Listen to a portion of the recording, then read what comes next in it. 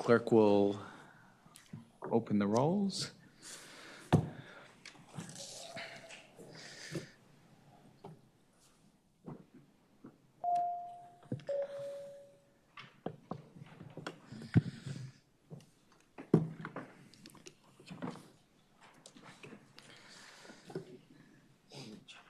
All right, the clerk will close the rolls, and we have 10 folks present. We have a quorum. Thank you. All right, we have 3 bills before subcommittee today. We will go ahead and if patrons can take no more than 4 minutes to present, and we will leave 5 minutes for those who are for, 5 minutes for those who are against. The clerk will keep us accountable here. If we need more time, I'll ask for it, and we'll leave 5 minutes for discussion on the subcommittee. The first bill we have before us is House Bill 297. Delegate Ballard, you have the floor. Thank you, Mr. Chairman, members of the committee. So I have House Bill 297. In fairness to the new members on this committee, this is the same bill essentially as I brought last session. Last time I just had Giles and Pulaski County. This time I've added Planning District 4. So what the bill does, it's House Bill 297. It provides for the inclusion of Planning District 4 into the Tobacco Commission. So Planning District 4 is my home county, bless you, of Giles, Pulaski, Montgomery, Floyd, and Radford.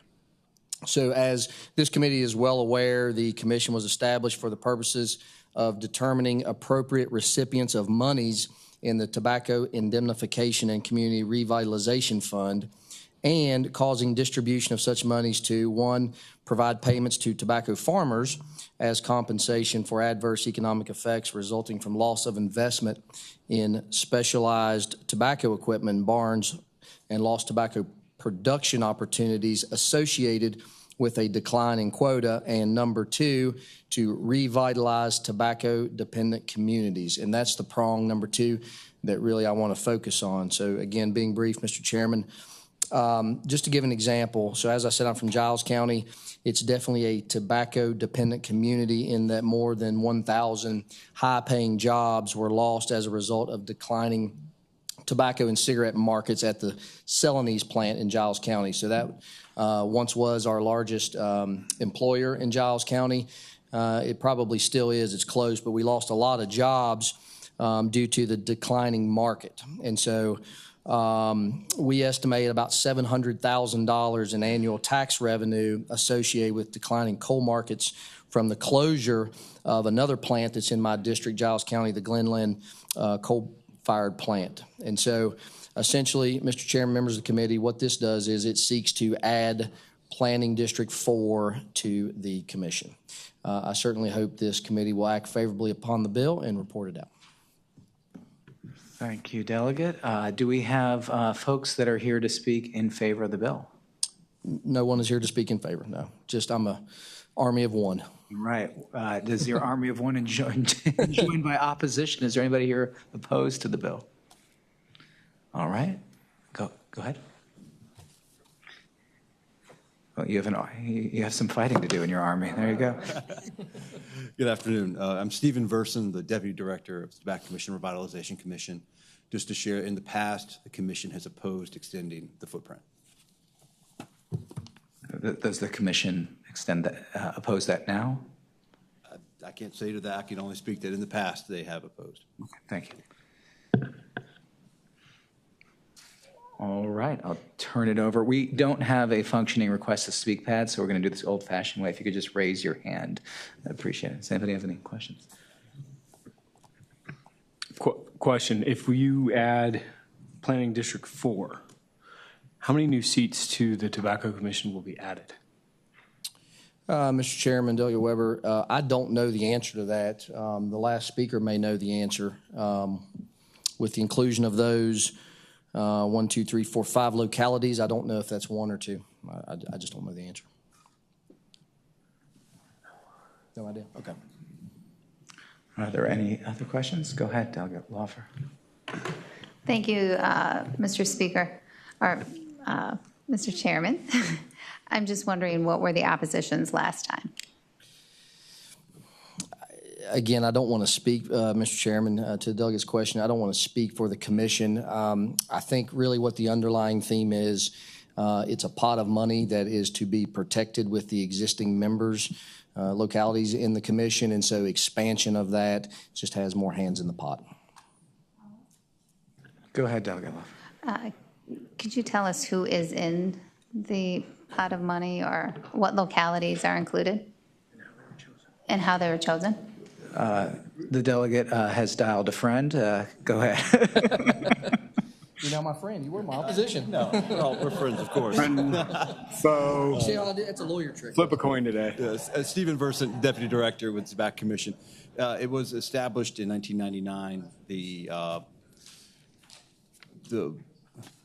The commission met and decided which communities would be in the footprint. There was a lot of data that went into selecting those, and once it had been set, it has not been changed since it was started in 1999. All right. Thank you, Delegate Glass. Did you have a question as well? To the gentleman, Mr. Chair, thank you, Mr. Chair. So specifically, I'm just wondering, is it that data set, is that something that has shifted over time? Because I'm trying to figure out why is it that now, if you fit the criteria by which those other communities are in, is there a reason why you guys have previously opposed it? Or does the patron know if those communities fit that criteria? Mr. Chairman, to the delegate's question, last year when I presented the bill, it was basically acknowledged that these localities should be in the commission, but for whatever reason were not included originally. But again, I don't have legal authority to back that up or say that. All right. Delegate Clark, go ahead. I just have one question about, would this include any money? Does it have a budget amendment to it? Mr. Chairman, to Delegate Clark's question, no. It's just adding those localities, again, to the previous question that would essentially share in that pot of money for revitalization. Okay. Follow-up question. Go ahead. If there was to be more funds there, would this then be more? It may be for you, or will it be in a better position to allow more, to allow District 4 to open up to it? When the commission was established, a group of initially 31, now 28 members, selected the localities that would be part of it. The amount of funding is based on the sale of bonds that the commission made in 2000. In the early 2000s, that pot of funding does not change regardless of the number of communities that are in it. Yes, go ahead, Delegate Ryan, you're recognized. Thank you, Mr. Chair. Question of the patron. You mentioned 1,000 jobs that disappeared at the Celanese plant out there at Pearisburg, right? Isn't that about where it is? Mr. Chairman, yes, Delegate I'm Ryan. curious to know, 1,000 jobs, what's the percentage of jobs approximately that impacted Giles County? Mr. Chairman, to the delegate's question, that's a good question. I couldn't put a percentage on it. I know back when Celanese was really booming and the tobacco industry was booming, that was the sought-after, high-paying position in my area. People, where I live in Giles County, we border West Virginia, and so people would drive as far as an hour away to be able to work at the Celanese plant. During the decline, when Celanese had to lay off all those workers, the jobs went away, the tax revenues went away. My county administrator estimated $700,000 in annual tax revenue lost due to those approximately 1,000 jobs that were gone. Follow-up question. So fair to say a significant amount of your local economy, and you've had some other declines in your industrial base in that county, and it's been tough for Giles County. Is that right? Mr. Chairman, Delegate Rennie, that's exactly right. By far, that was a premier employer. As I mentioned in my remarks, the Glenlyn AEP plant closed completely, so that took away a significant number of jobs from our area as well. And candidly, most people that live in my home county of Giles drive at least 30 minutes, sometimes an hour or more to get to jobs in other bordering localities such as the Radford Arsenal or some of the employers in Montgomery County. All right. Seeing no further questions, the committee operates by motion. Sorry, I don't think my question was actually answered. What are the localities? Delegate Law, did you have a question? I did. Go ahead, you're recognized. It is, thank you, Mr. Chairman. I had asked what localities are included in the tobacco, and I think, I didn't hear what localities they were. Sorry. Did somebody else hear that? Okay. Mr. Chairman, I do not have the list of localities memorized. The representative from the commission, I think, said 28 or 30-some. It's basically southwest, south side area of Virginia, but I certainly couldn't rattle off those counties. I probably should from my history classes. I should know all the localities. All right. Thank you very much, Delegate. The committee operates by motion. Move to report. All right. The motion is to report. It's been properly seconded. All right. Not hearing another motion, the clerk will open the rolls.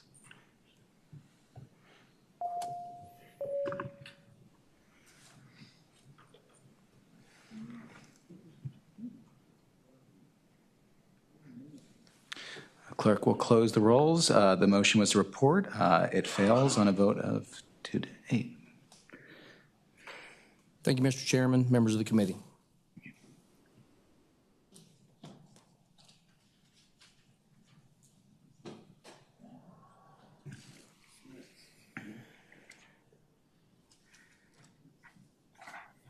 All right. Delegate Siebold, House Bill 47 is in front of us.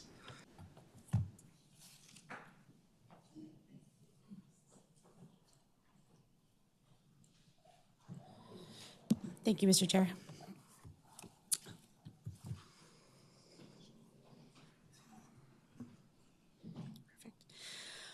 Mr. Chair, members of the committee, HB 47 amends the Code of Virginia as it relates to invasive plant species and retail sales. This bill ensures that no invasive plants, as designated by the Department of Conservation and Recreation, and that list is being circulated to you right now, are sold without a sign in proximity that includes the words "plant with caution.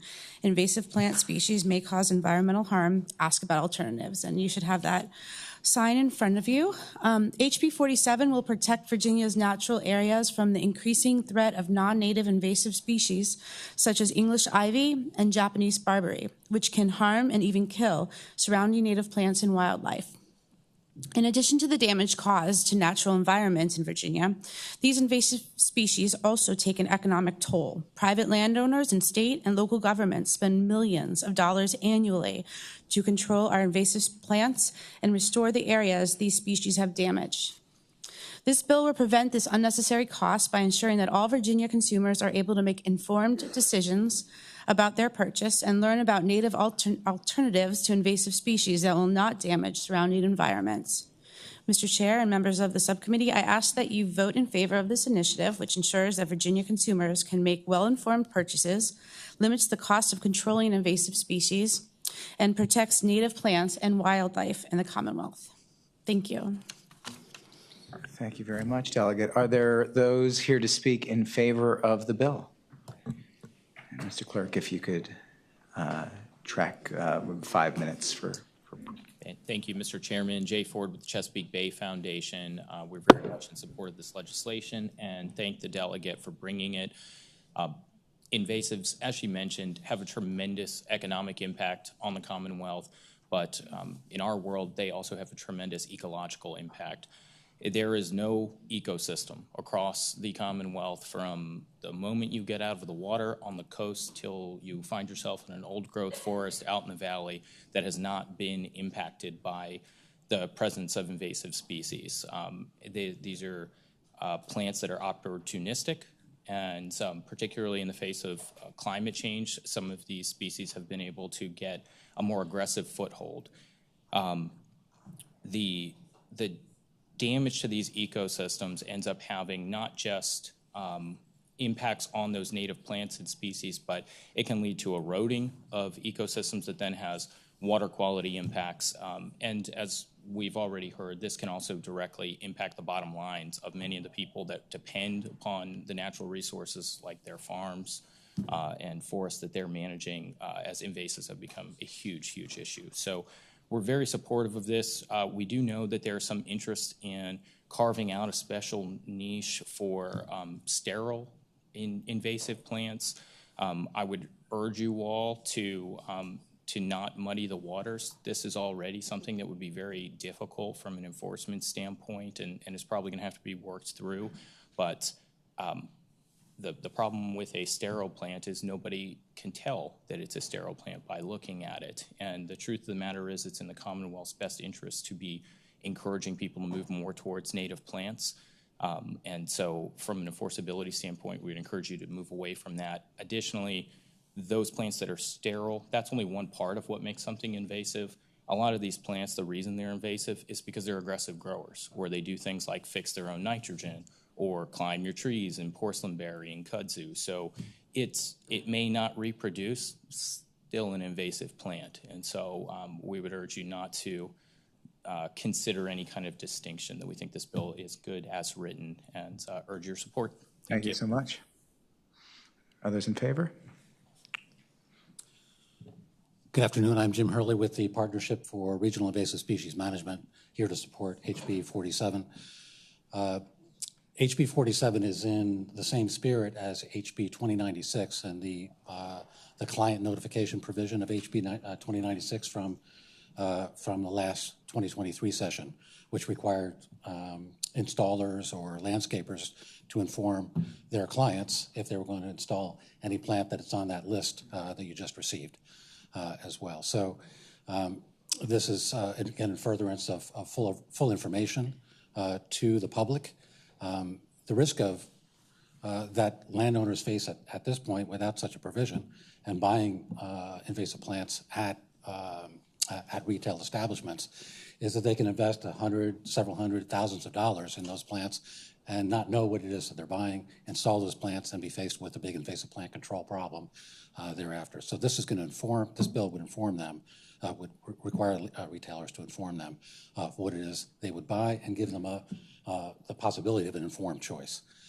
I associate myself with the previous remarks that were made too, but in addition, I'd ask you not to water this bill down either by requiring retailers only to provide signage at the entrance to the establishment or in some general location rather than at the individual plant or display of an individual species. You want to give the public the best chance of recognizing what it is that they might be buying and making an informed choice. Thank you very much. All right.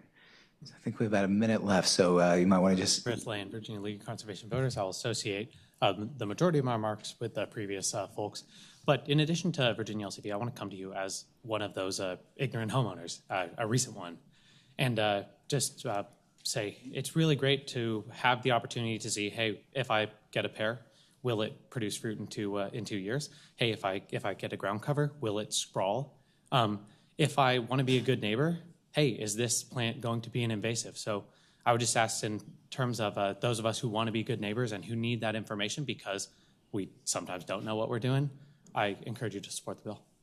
If the remaining speakers could just say which organization you're from and whether you support the bill. I'm Steve Carter Lovejoy with the Virginia Sierra Club, and we support this. Thank you. Mr. Chair, Pat Calvert, Virginia Conservation Network. We support this bill. Thank you. Thank you so much. All right. Are there those here to speak in opposition to the bill?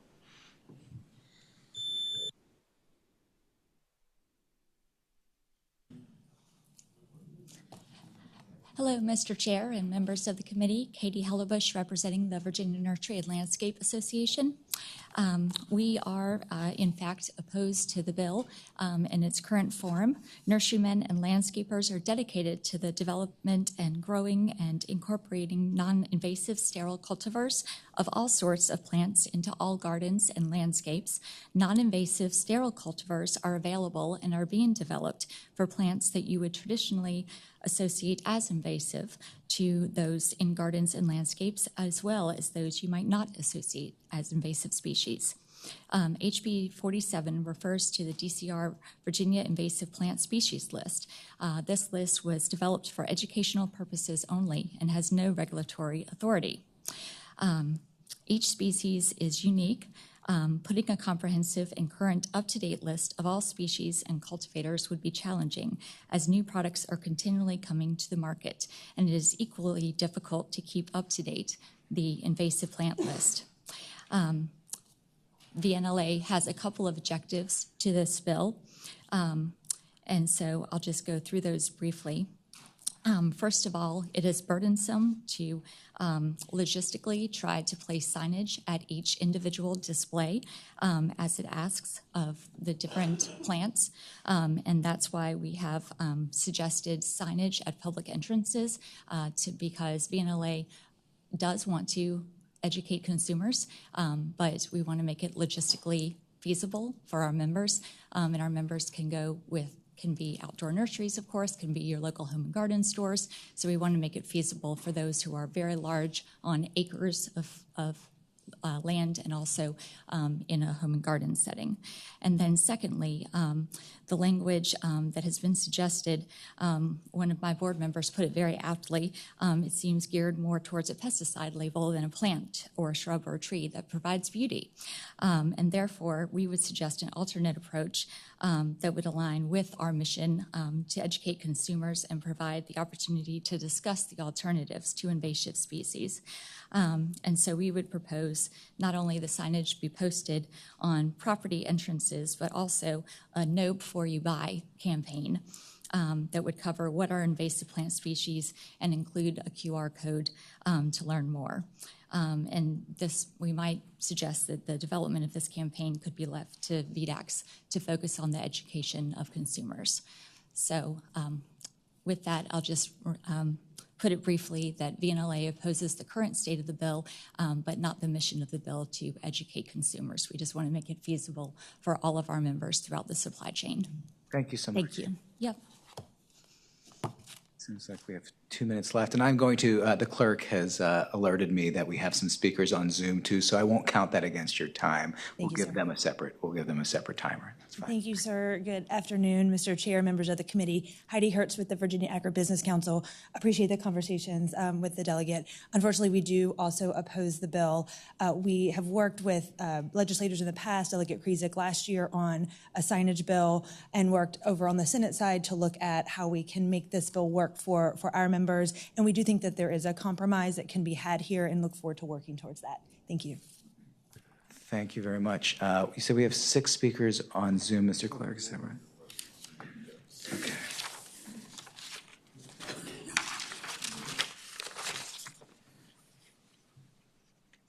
All right, so, yeah, I see it right there. Thank you. So what we'll do is we'll allow the speakers in on Zoom. We'll do another 5 minutes for everybody on Zoom. Can they hear me on Zoom right now? Mm-hmm. Okay. So if you're on Zoom and you're joining us, if you could state your name, who you're representing, if anybody, or where you're from, if you're just a citizen speaking on behalf of the bill, and if you could take about 30 seconds to talk about why you support or oppose the bill, and we will just go one by one through everybody. We don't have to go in any particular order. Thank you. Yes, so is Mr. Cameron on? All right. Mr. Cameron, if you could just say who you are and tell us your thoughts on the bill in about 30 seconds. Thank you. Thank you, Mr. Chairman. My name is Scott Cameron. I'm second vice president of the Virginia Association of Soil and Water Conservation Districts. We support the bill. We believe that Virginia consumers want to know what impact their actions may have on the environment. HB 47 is a pro-consumer, pro-environment truth in labeling bill. It gives consumers the information they need to make informed purchasing decisions. It does not deprive them of choice.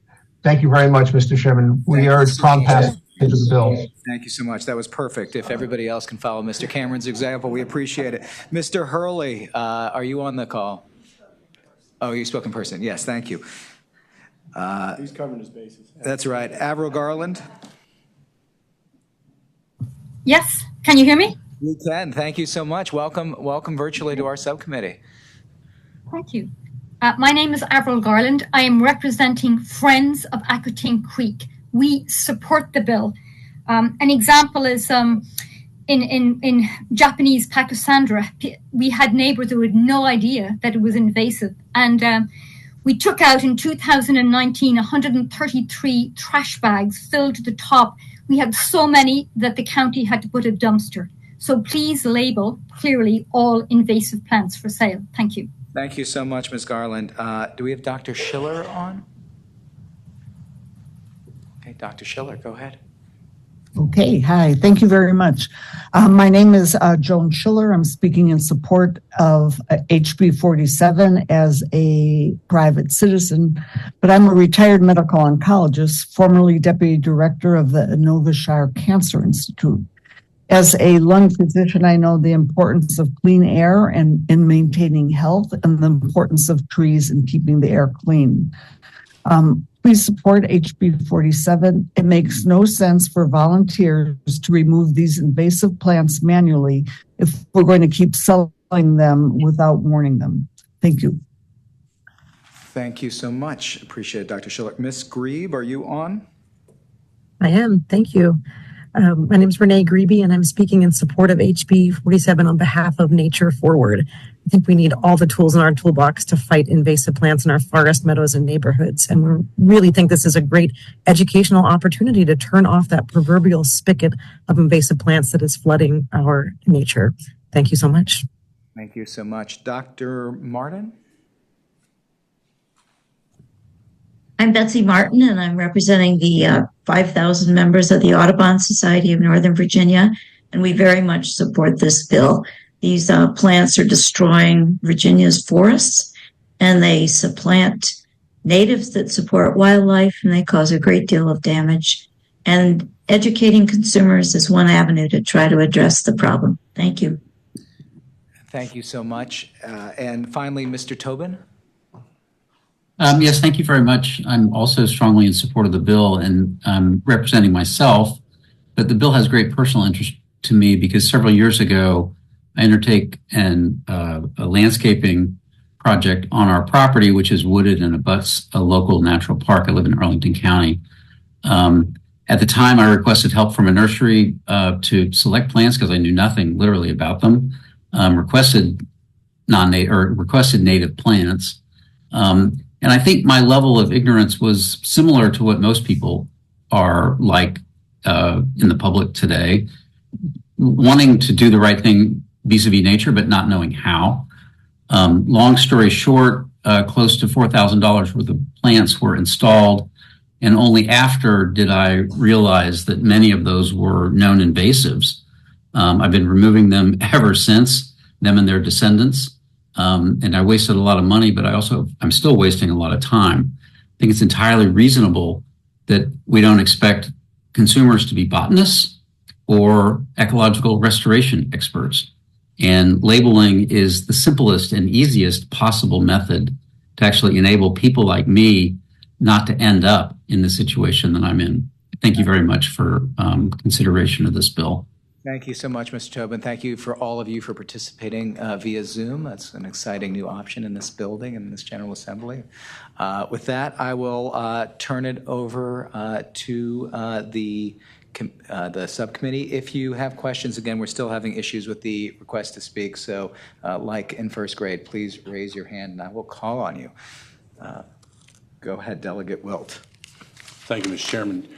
Delegate, could you refresh me at the beginning of your presentation? You talked about, I think, who's going to orchestrate this, how it's going to be paid for, so forth. Thank you, Mr. Chair. Mr. Wilt, Delegate Wilt. The businesses will have to just print out the label and they will post it.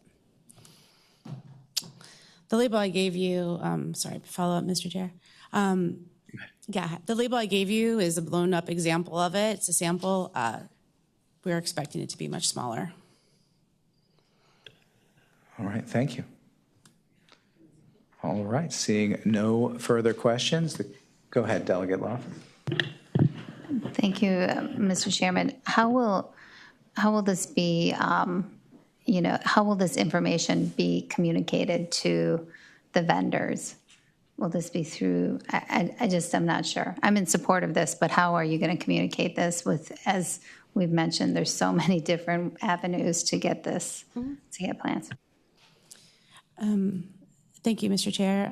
Delegate Loffer, our plan is to work with DCR and make sure that this information is posted on the website. And so it would be a simple print for the vendors to do from their personal printers and then hang them up in near those invasive species. Delegate Weber. All right. So DCR has the list, right? And a vendor is mandated to go look up that list and I then identify those plants and print out the label and put the label in front. How do we know that the vendor is going to comply with this? Thank you, Mr. Chair. Delegate Weber, at this time, we are using the honor system. We do not have an enforcement mechanism, and we would hope that the vendors would comply. All right. Thank you. Seeing no further questions, the subcommittee operates by motion. Mr. Chair, I have a motion. Yes. Motion to report. Second. All right. The motion is to report. It's been properly seconded. The clerk will open the rolls.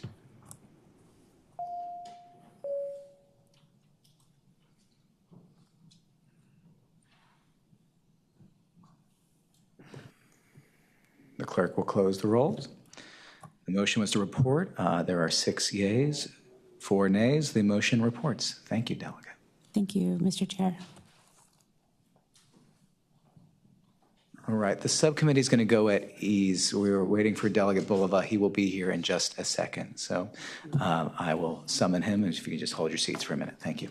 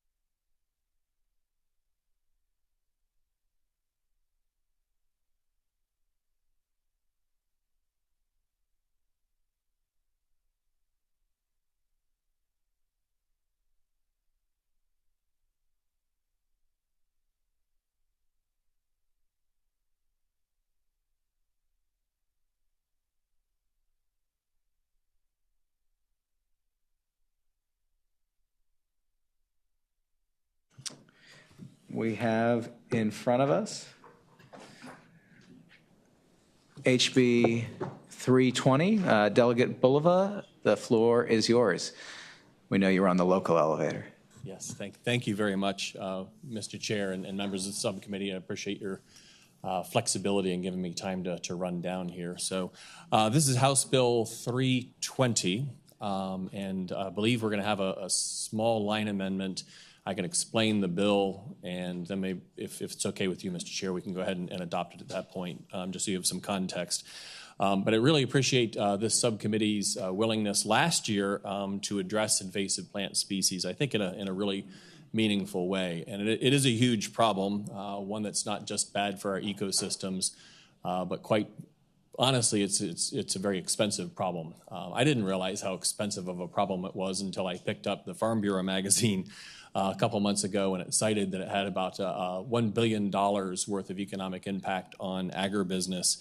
And over the last couple years, I've been trying to work with our state secretaries of natural resources and agriculture and forestry, looking at how can Virginia better respond and how much would it cost to make a meaningful dent in invasive plant species. And their agency request, so this isn't in the governor's budget, but it's in the agency request for DWR and DOF and DCR and VDACs, just to kind of get started and to do that kind of coordination is $2.5 million per year. So it's real money, and so we want to make sure that we're doing all we can to deal with the situation. I think the simple truth, and this is what this bill gets at, is there's no way that Virginia can go ahead and do this alone with state money. We just can't hire enough staff to effectively deal with this. Instead, we're going to have to rely on willing volunteers if we're actually going to be serious about invasive plant removal. And in fact, some of that money that I was talking about, that $2.5 million, is actually out there to help stand up and support those volunteer efforts. The really good news in all this is that there's lots of volunteers who are willing to help out in this regard. And so that's the good news. What this bill does is address a real hurdle to those volunteer efforts. So again, these are people who are willing to give their time, their sweat, their blood, their tears, to removing invasive plant species. And I think the best way I can kind of describe it is a situation that I experienced over the summer, and it kind of opened my eyes. It was a little bit of an aha moment. So in the new part of my district, I was invited to come out to an invasive plant species pull. And so it was a project that was sponsored by Fairfax County Park Authority. It was a little park. But this thing was just absolutely choked with invasive plant species. And the plant species of the day was porcelain berry, and it was all over the place. And so we had about 24 volunteers. It was wet, it was cold, but we were all excited to be cutting this stuff down and rescuing these trees. And at the end, as we were gathering all this stuff up, I said, well, isn't all this stuff just going to grow back? And the answer was yes. And I was expecting another sentence like, well, here's what we're going to do, and there was none.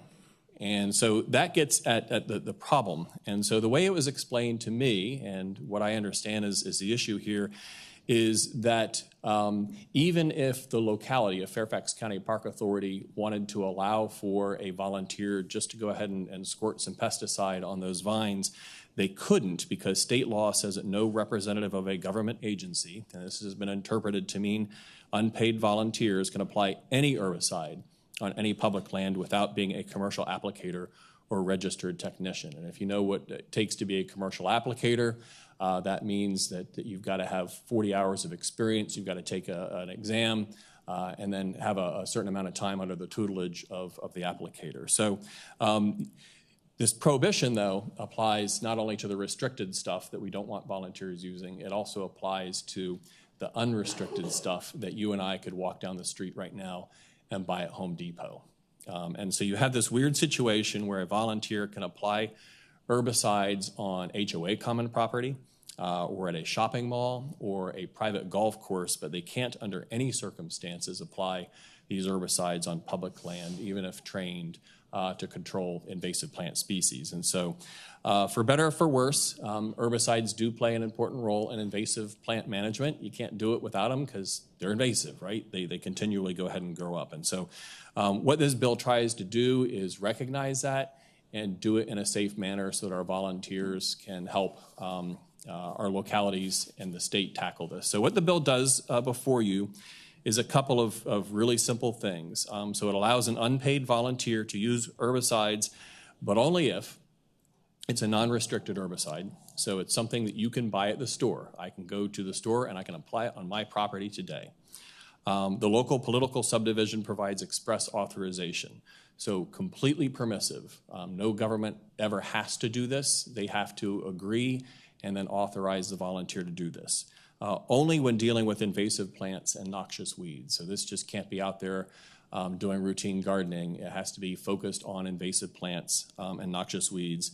Only if the volunteer is operating under the direction of a certified applicator. And so an applicator has to kind of take ownership of it. And then finally, only if the volunteer is trained in the risks associated with herbicide, the proper use of equipment, how to prevent adverse impacts in the environment, and any other information relevant to the specific herbicide. So it's not just go out and do it. The local government has to do some kind of training to ensure that the person knows what they're doing. So that, in a nutshell, Mr. Chair, is what the bill does. Again, it just tries to strike that balance, making sure that we do this safe, but we also arm our volunteers with the tools to be able to deal with a very pervasive problem. I do have an amendment, if I can put it out there. I think there was language in there that allowed for volunteers and then the supervision of volunteers. We don't want volunteers supervising volunteers.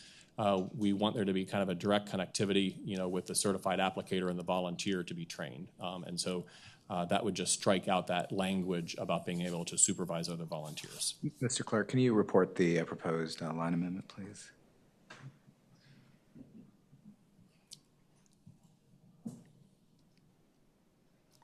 Mr. Chair, I believe they want to strike out the supervises the use, is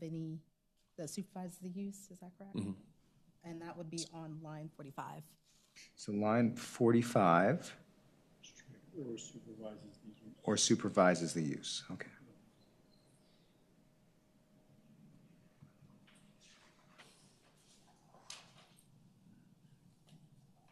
All right.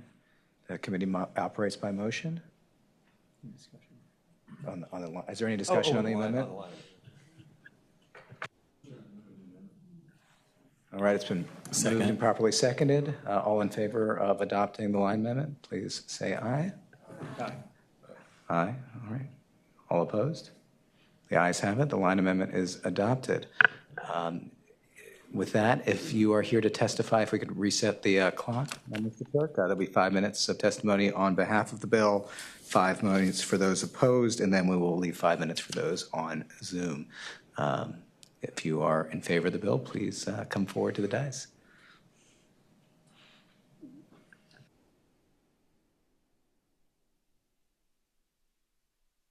Jim Hurley again with the Partnership for Regional Invasive Species Management. We strongly support this bill. I associate myself with all the background information that Delegate Bulova provided, and would just add some thoughts about the enormous cost of controlling these plants in municipal parks. It will cost a contractor in Northern Virginia, it will cost a locality in Northern Virginia to pay a contractor for a crew of 3 on a daily basis, $3,000 a day. And that might cover on an intensive infestation, maybe 1 acre.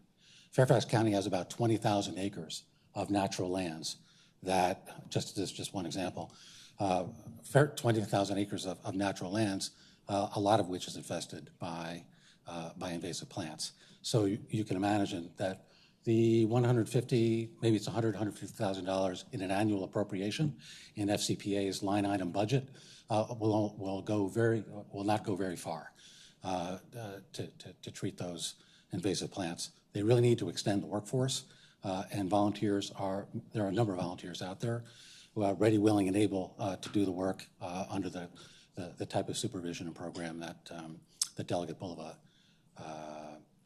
described. One last thought, this initiative would not displace any labor that would be done by any contractor or any staff of any municipal jurisdiction.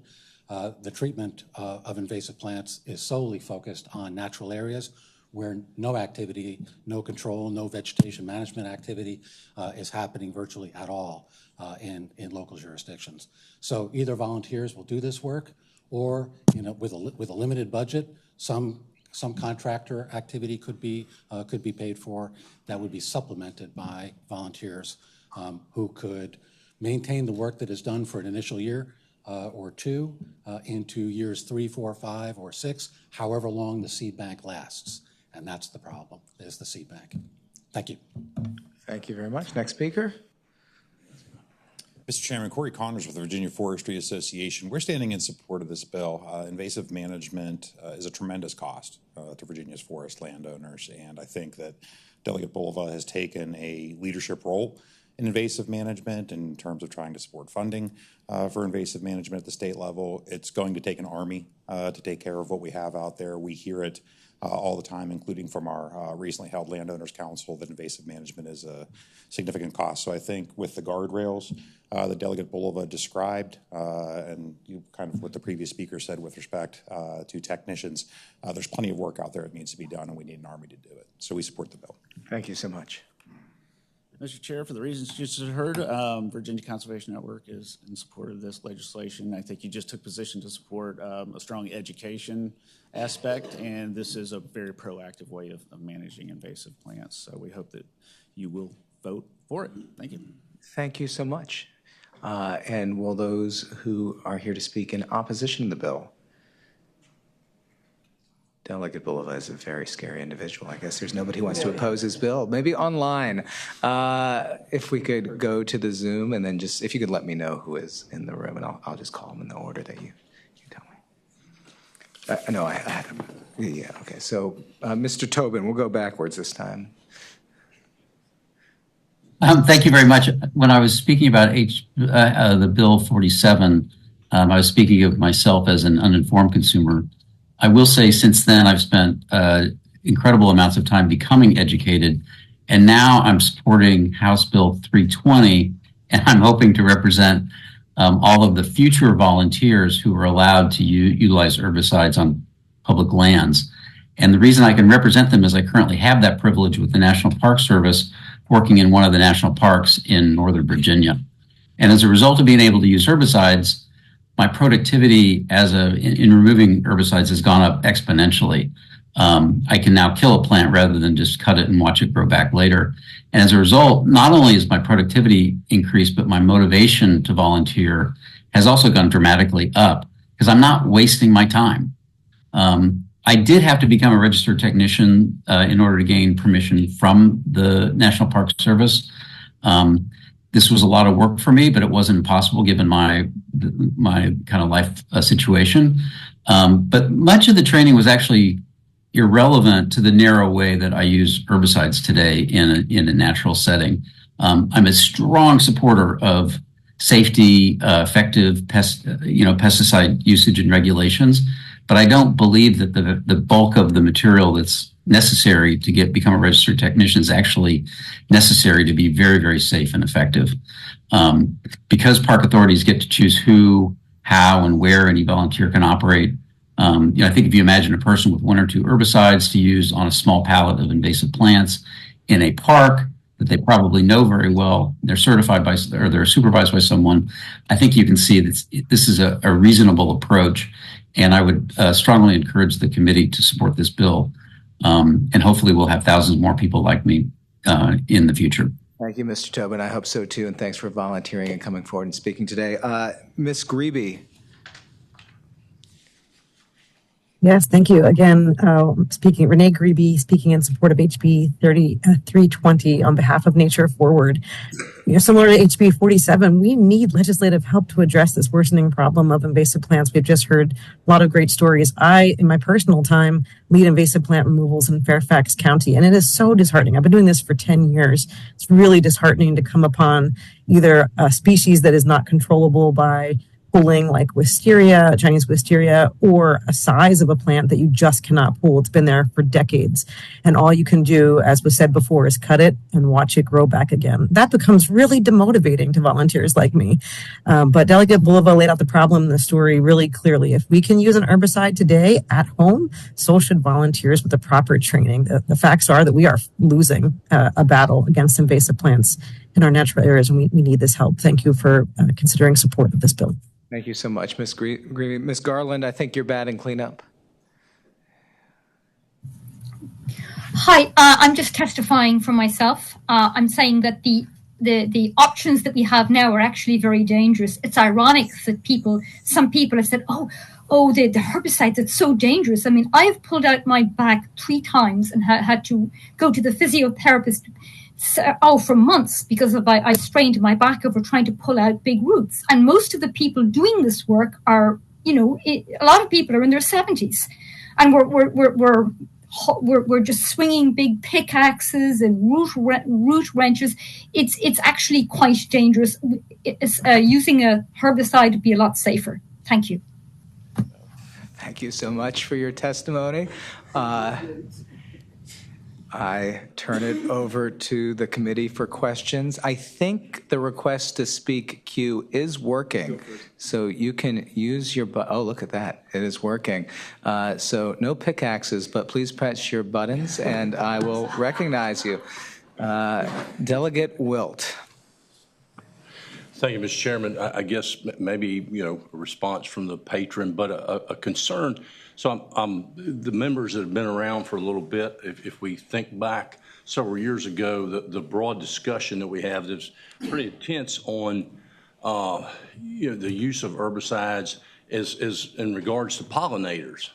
And I want to say maybe Delegate Krizik carried the bill, but I'm not positive. But there was extensive conversations about that, and I think we developed somewhat of a framework about who could actually do these, because people were just wantonly going out and spraying all kinds of stuff and doing a lot of damage. And so now I see this bill come forward, and I was kind of surprised that it's as broad as it is. Not allowing or not calling for any certification, for the folks that are going to be using this, and just like some testimony we heard. Hey, yeah, we're all going to go out and spray whatever we want to spray and how and I know the delegates got language here about being under the supervision. What supervision entail? I mean, just I'm sitting in the pickup while you're out spraying. I got a lot of concerns with the legislation as it is. Agree with the concept, delegate. I've agreed with you, and we work on trying to get a hold of our invasive species. But I'm really concerned about this approach. And if I could, Mr. Chairman, and I appreciate that, and I share your same concerns about broadcast spraying and the effects on pollinators, and that's why this is so narrowly drawn to, at the permission of the local government when you're dealing very specifically with invasive or noxious weeds, and only when you've gone through a training program that the locality feels will be protective of the environment. And so again, realizing we're striking a balance, but the impacts of these invasive plants are every bit as much disruptive, if not more, to the ecosystem. And so I think this is tightly crafted to ensure that you're able to marshal those volunteers while also being as protective of the environment as humanly possible, something that both you and I share. Thank you, Delegate. The delegate from Fauquier, Delegate Weibert. Thank you, Mr. Chairman.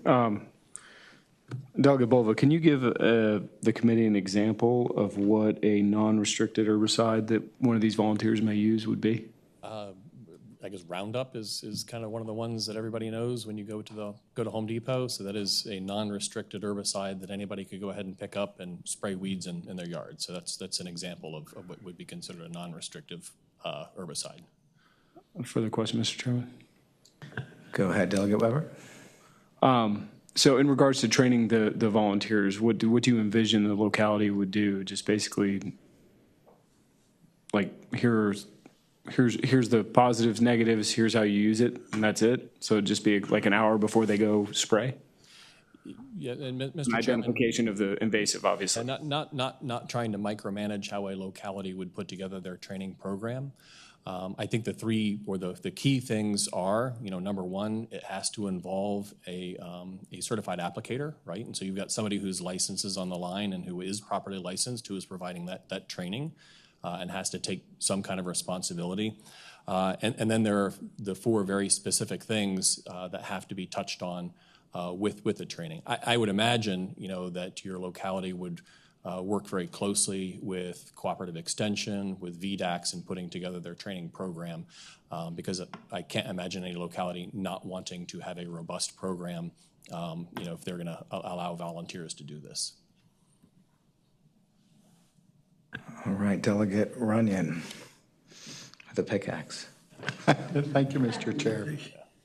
The pickaxe. Listen, I too appreciate you bringing this bill forward. In rural Virginia, we have a number of those items that are on the invasive species list that are a problem, and they're a problem in our agriculture fields as well as all other parts, the national forest as well. But I shared Delegate Wilt's concern relating to the pollinators, but I also then would add to that, I am curious to know why we're not addressing any obligations relating to the safety requirements for the applicator.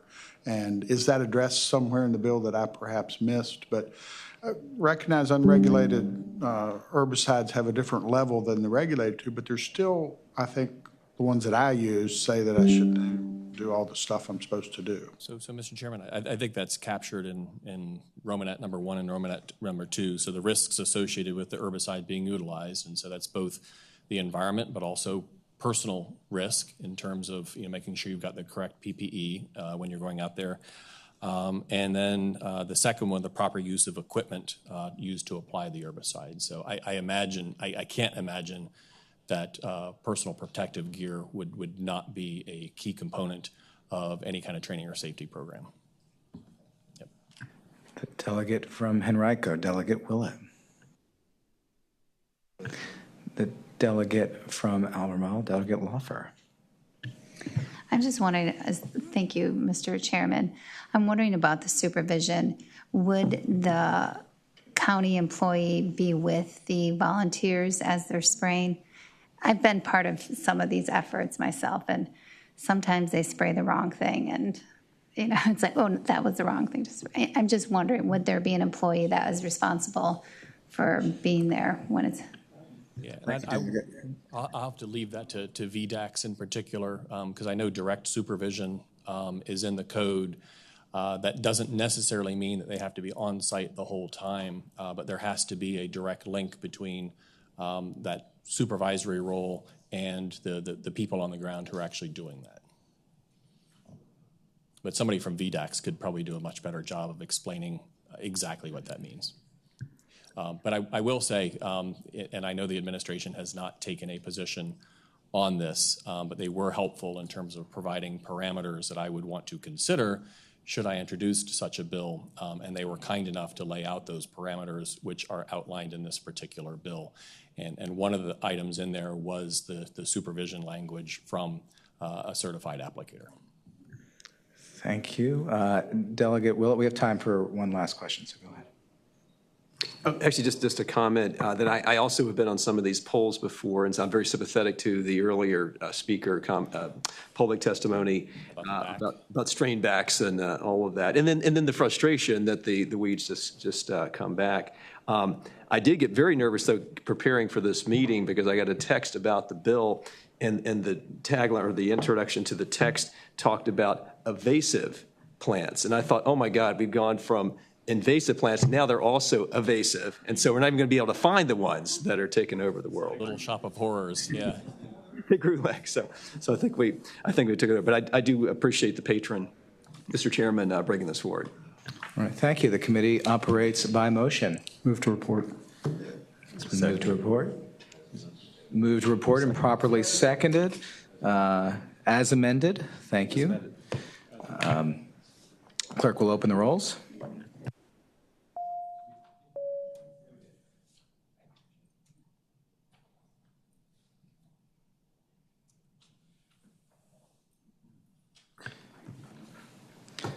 The clerk will close the rolls. The bill reports as amended with 8 yeas and 2 nays. Thank you, Delegate Bulova. Thank you, Mr. Chairman, and thank you, members of the subcommittee. Really appreciate the really good conversation. All right, that is all of the business before the subcommittee today. This meeting is adjourned. Thank you. Thank you, Mr. Chairman.